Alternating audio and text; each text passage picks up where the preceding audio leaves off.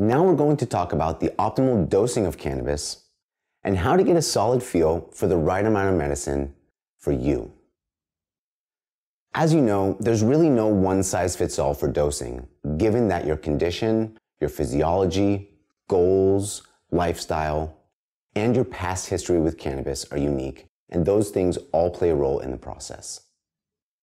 So optimal dose is defined as the least amount of medicine to ensure the maximum medical benefit with minimal side effects. And the focus is on finding out what the optimal dose is for you specifically. This will reveal itself over time. And to help you get there, here are some things to be mindful of along the way. We always recommend starting low and going slow. Sensitizing your body is key, and for most people, less is more when it comes to therapeutic effect.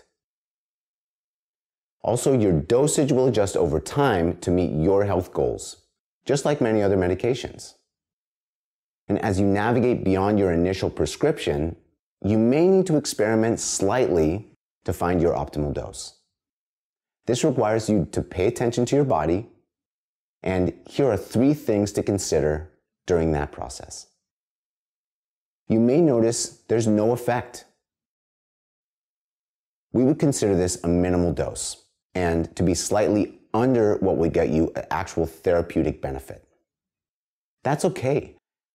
All that needs to happen in this instance is just taking a small dose, waiting 30 to 45 minutes depending on the intake method, of course.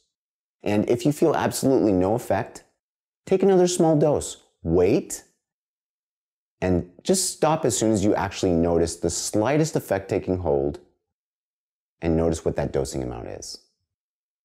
This is self-tracking in action. You then stay at that amount for a day or 2, then slightly increase again until you notice another minimal effect and hold at that dose again. This truly provides an incremental tracking mechanism. Sometimes you may notice minimal effects. This is actually a great sign and is desired as it suggests that your body is having a response to cannabis, but at the same time the effects are manageable. They can be both pleasant and sometimes challenging. You maybe feel more relaxed and at ease and maybe physically comfortable in your body. You could also experience slight changes in balance or fine motor skills, maybe short-term memory, and sometimes even discomfort or slight irritability. You may have some unfamiliar sensations also, and when you're trying to heal, change can actually be good, so just remember that. And also remember that this is normal, and it'll help inform you as to what your optimal dose is. And as you continue to move forward with your prescription, your body will acclimate to the medicine and to any side effects.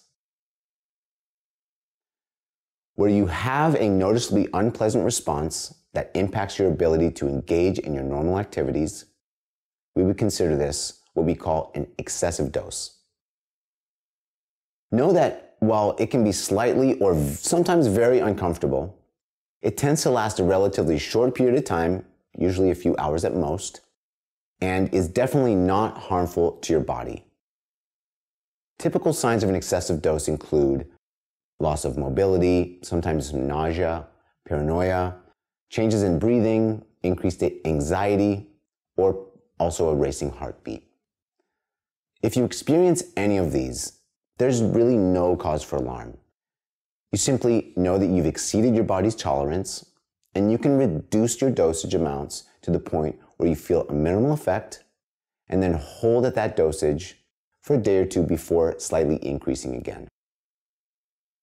All right, this is optimal dosing and self-tracking in a nutshell. Let's do a brief recap.